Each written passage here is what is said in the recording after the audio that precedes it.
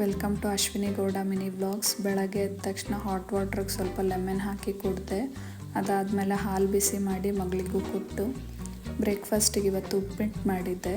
ಉಪ್ಪಿಟ್ಟಾದರೆ ಅವಳು ತಿಂತಾಳೆ, ಹಾಗಾಗಿ ಅವಳಿಗೆ ತಿನ್ನಿಸ್ಬಿಟ್ಟು ಆಮೇಲೆ ಅವಳನ್ನು ರೆಡಿ ಮಾಡಿ ಸ್ಕೂಲಿಗೆ ಕರ್ಕೊಂಡೋಗಿ ಡ್ರಾಪ್ ಮಾಡಿ ಬಂದಮೇಲೆ ಮನೆ ಹತ್ರ ಸ್ವಲ್ಪ ಪಾಟ್ಗಳಿಗೆಲ್ಲ ನೀರು ಹಾಕೋದಿತ್ತು, ಅದೆಲ್ಲ ಹಾಕಿ ಬಂದೆ. ದೇವ್ರ ಮನೆಗೆ ಹಾಕಿ ತೋಮಲೆ ಎಲ್ಲ ಸ್ವಲ್ಪ ಒಣಗಿತ್ತು, ಅದನ್ನೆಲ್ಲ ತೆಗೆದೆ. ಮೇನ್ ಡೋರ್ದು ಅದು ಎಲ್ಲ ತೆಗೆದ್ಮೇಲೆ ಸ್ವಲ್ಪ ಖಾಲಿ ಖಾಲಿ ಅಂತ ಅನ್ನಿಸ್ತಾ ಇತ್ತು.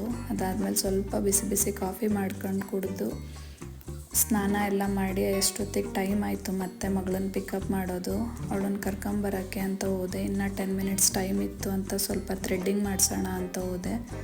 ಥ್ರೆಡ್ಡಿಂಗ್ ಎಲ್ಲ ಆದಮೇಲೆ ಡಿಫ್ರೆನ್ಸ್ ಏನೂ ಅನ್ನಿಸ್ಲಿಲ್ಲ.